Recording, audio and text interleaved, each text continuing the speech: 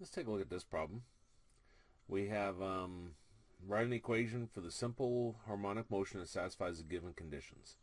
Assume that the maximum displacement occurs at t is equal to 0. Now our period is 2.5 seconds. So period is 2.5 and a is 6. And specifically they're telling us for this one to use the cosine.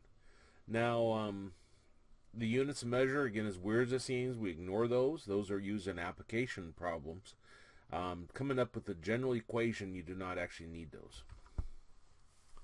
Okay, now we're going to put it in the form y is equal to a cosine 2 pi times f, which is our frequency, times t, which is our time.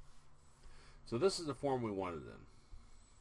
Well, first off, for our period, 2.5, if I put that in a fraction form, that'll be 5 halves.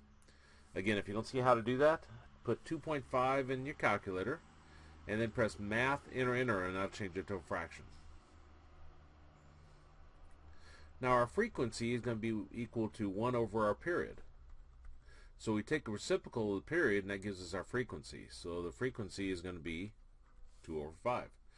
Reciprocal means fraction flipped. And now we're ready to plug everything in.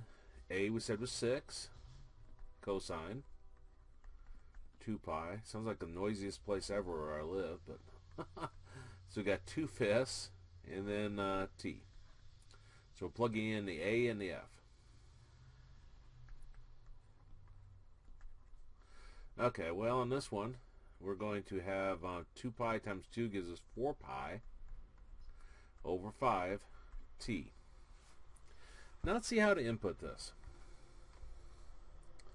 Okay, so I say do a y equals 6 cosine, beginning parentheses, and then although we normally might put parentheses on it, I decided on this one not to. We'll enter in 4 pi, all lowercase, divided by 5, and then I'll put an asterisk for the multiplication, and then t, and then closing parentheses. No spaces anywhere in that.